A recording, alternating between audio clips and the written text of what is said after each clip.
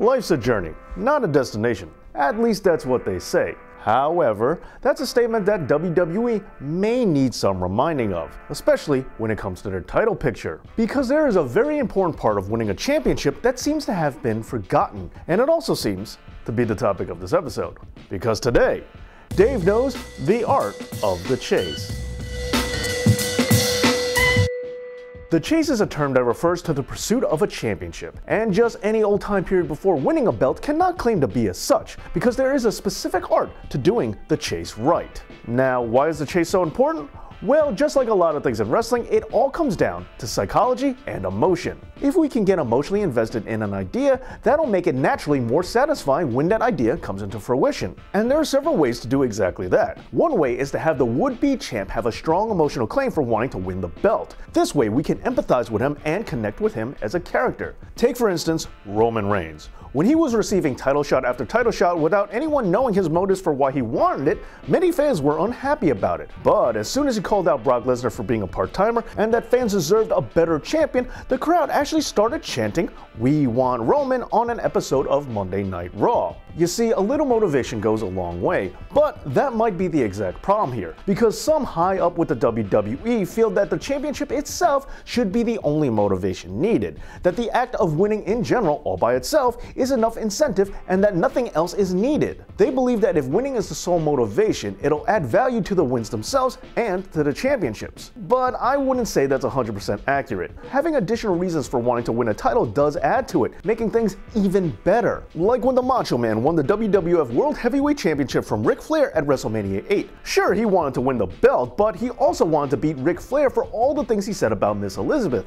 giving the fans two reasons why they wanted to see him win the belt off of Flair. Now moving forward, an example of a failed chase is the recent Daniel Bryan WWE Championship win. And this isn't a criticism of Daniel Bryan or of the match he had with AJ Styles or of his heel turn. This is simply a critique solely on the chase leading up to the win and not on any other factors of the win itself. This is a judgment on the writers, not the wrestlers. Okay, so now with that being clear, let's go back to Daniel Bryan's chase for the gold, because leading up to this victory, Daniel Bryan spent a lot of time losing.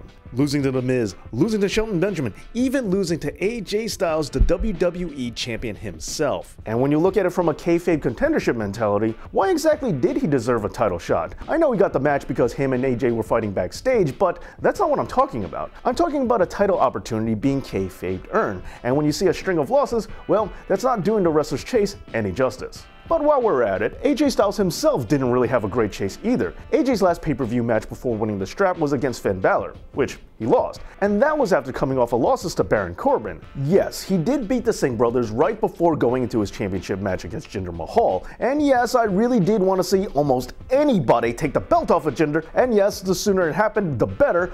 But that might have been the problem, because aside from some in the WWE feeling that the belt is enough of a goal on its own, some also feel that the wrestler alone is enough on his own. They anticipate that AJ Styles winning the belt off of Jinder is enough to please fans. And it was, but yet again, there wouldn't be anything wrong with adding yet another layer. If Daniel Bryan showed signs that he really felt he needed to win the title in order to prove that he still had it, that would have made his win even better. If AJ Styles had been on a winning streak in several big feuds, that would have made his win even more valid than it already was. Winning non-title feuds justifies a contender getting an opportunity to win the belt, and it also adds legitimacy to the title when they get it. It's one of the reasons why we like the Royal Rumble and the G1 Climax tournament so much. We're watching a wrestler suffer through a trial by fire just to win the right to contend for the championship. And to further prove my point, let's look at the reverse side of the spectrum. Let's look at Braun Strowman. After breaking away from the Wyatt family, Braun was demanding real competition, beating jobbers and winning handicap matches, but this was just the beginning. From there, he defeated the likes of Mark Henry, Sami Zayn, Sin Cara, and The Big Show. And as he conquered more and more, the fans started wanting to see him win the gold more and more.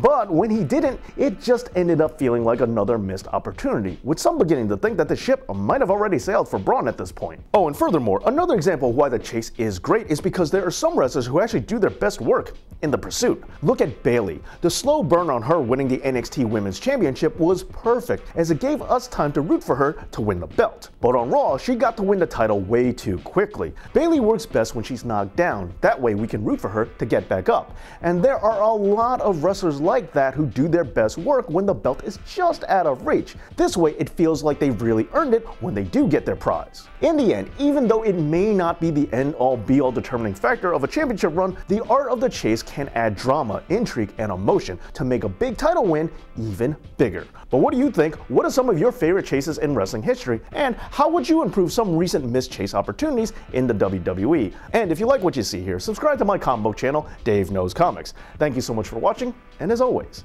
Dave knows.